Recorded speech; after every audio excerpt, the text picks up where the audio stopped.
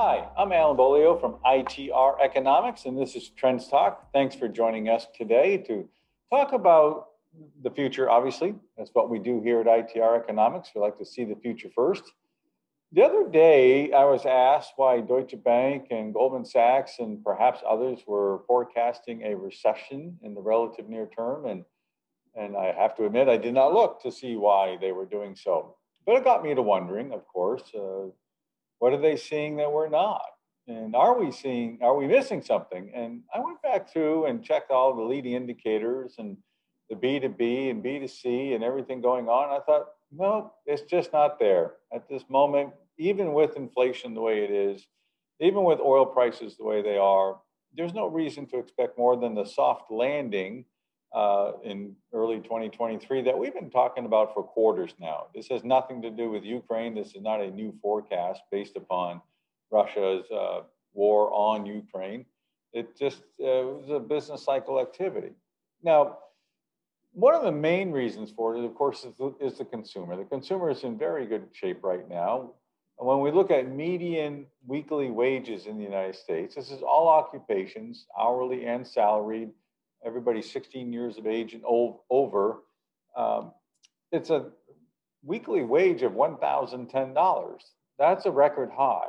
I mean, that's incredible, and it's going to keep going up. The rate of growth is at 2.6%, and it's in phase B, which means accelerating upward.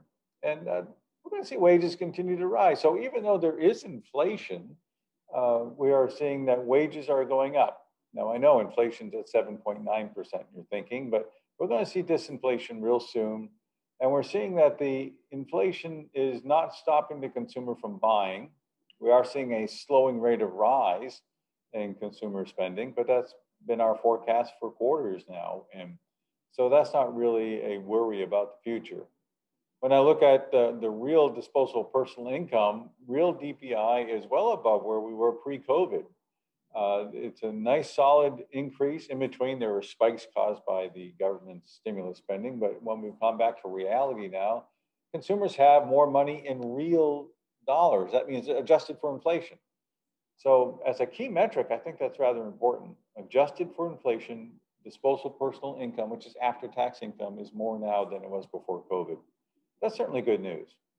If you're worried about oil prices, well, we're handling oil prices really well too. I know they're high, and gasoline price per gallon is high, and that makes people nervous. But the reality is we're handling it. And as our looking at our average spend on median income on gasoline, it's 3.3%. That's a very comfortable number. There's no reason to be worried there. And historically, when oil prices have gone up, even gone up dramatically, there has been no change in the upward trend line and retail sales excluding gasoline. So there's no baking in the price of the gasoline. We continue to spend, we continue to grow, we continue to complain because that's all right. The only thing that slipped a little bit and is noteworthy, I don't want to ignore that piece of news, is the household savings rate. The savings rate has slipped to the lowest level since 2013. Now we're still saving, it's at 6.3%. But certainly it has been higher. It's higher than it was back before the Great Recession, but it's also the lowest since 2013. That could be a sign that inflation is certainly having an impact. Should we worry about inflation raising interest rates? Not right now, no. Household debt service payments as a percent of DPI is at 9.2%, nice and low, lowest we've seen in decades upon decades. It's just, we can handle it. We are handling it.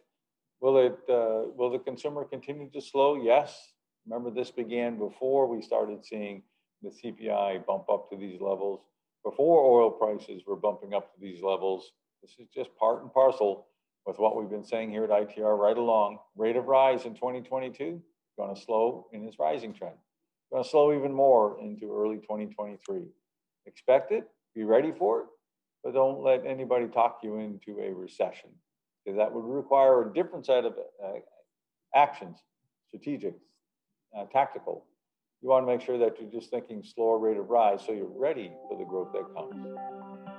Thank you for joining me. I'm Alan Beaulieu. This is ITR Trends Talk.